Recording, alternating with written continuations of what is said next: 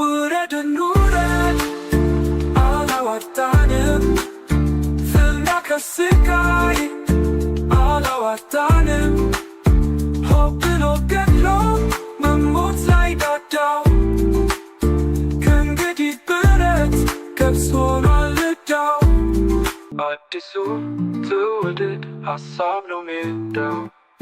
ትናንትና ተቃዋሚዎች ጋር ነበረኝና እኔ ዝም ስል በየመሀል ይረባበሻሉ እነሱ ዝም በል እየተባባሉ ከዛ የሽግግር መንግስት አሉኝና ለስብሰባ እንኳን ዝም በል እያላችሁ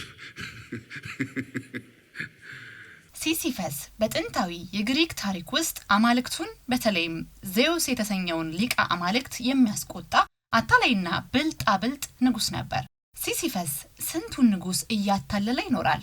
ስንቱስ ላይ ብልጣብልጥ እንደሆነ በሰማይ ቤት ይቆያል። ነገስታቱ ተበሳጩ። አለቃቸው ዜውስ ግን ሲበዛ ተቆጣ።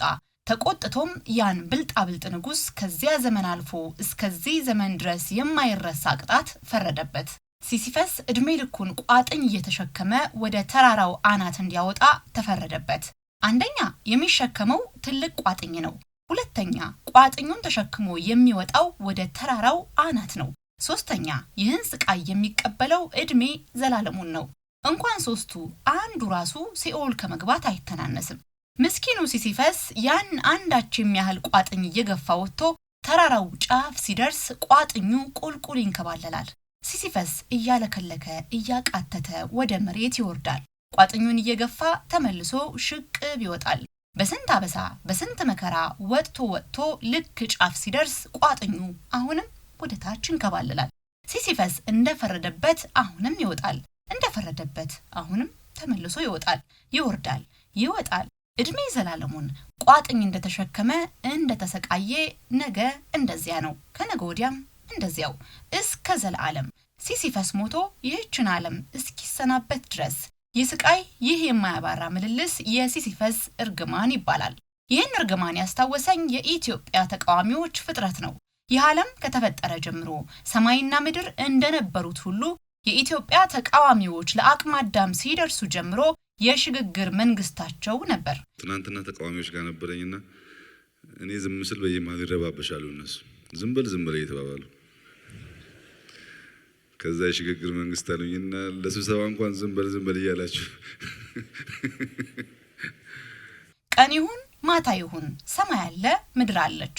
አምና ይሁን ዘንድሮ ይሁን ካቻምና ይሁን የሽግግር መንግስት አለ፣ ወደፊትም ይኖራል። የሲሲፈስ እርግማን ነው።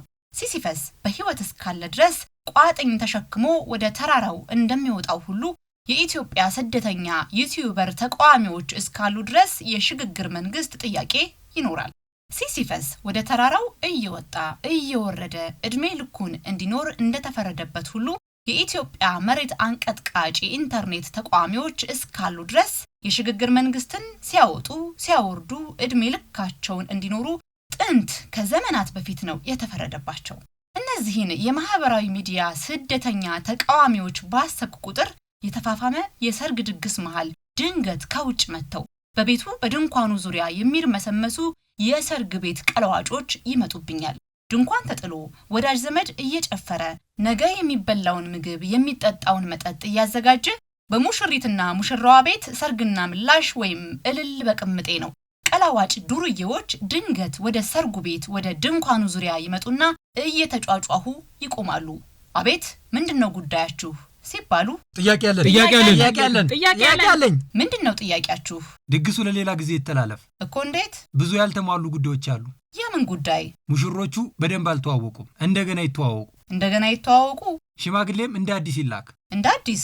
የጥሪ ካርዱም ዲዛይኑ ተበላሽቷል፣ ፍትሃዊነትም ይጎለዋል። የምን ፍትህ? የሽግግር ፍትህ። ትዳር እኮ ሽግግር ነው። የሁለት ወገን መግባባት ያስፈልጋል። ሁሉን አሳታፊ ሽግግር ያስፈልጋል። ለመሆኑ እናንተ ማን ናችሁ? ቤተሰብ ነን። የማን ቤተሰብ? የሙሽሪትና የሙሽራው የቅርብ ዘመዶች ነን። የሽግግር ጊዜ እንፈልጋለን፣ ፍትህ እንፈልጋለን።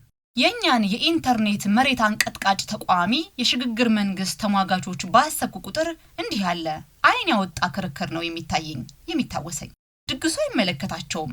ለምግቡ፣ ለመጠጡ፣ ለድንኳኑ፣ ለልብሱ፣ ለመስተንግዶ ያበረከቱት ምንም ነገር የለም። በድግሱ ዋዜማ መተው ቤተሰብ ነን፣ ጥያቄ ያለን፣ ድምጽ አለን፣ ድምጻችን ይሰማ፣ የሽግግር ጊዜ ይሰጠን፣ ፍትህ ይሰጠን እያሉ በባዶ ሜዳ ይጮሃሉ። ትናንትና ተቃዋሚዎች ጋር ነበረኝና እኔ ዝም ስል በየመሃሉ ይረባበሻሉ። እነሱ ዝም በል እየተባባሉ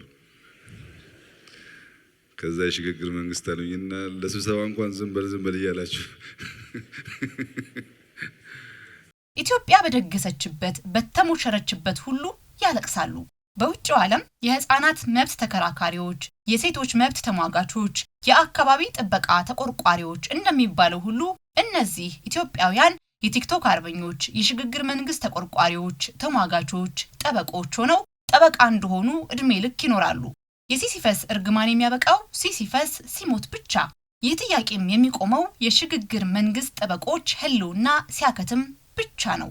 እነ ህወሓት ሲሞቱ ብቻ ነው መጨረሻቸው። ምርጫና ስርዓት ነው መልሱ። ለዛም ነው በህወሓት ዜማ የሚያለቅሱት፣ በምርጫ ዋዜማ የሚጠራሩት፣ ምርጫን የሚፈሩት፣ በምርጫ ድግሱ ላይ የሚረባረቡት፣ የሚያጥላሉት።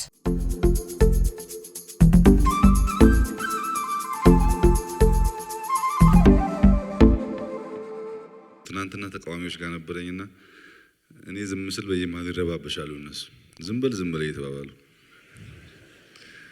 ከዛ የሽግግር መንግስት አሉኝና ለስብሰባ እንኳን ዝም በል እያላችሁ አዲሱ ትውልድ ሀሳብ ነው ሜዳው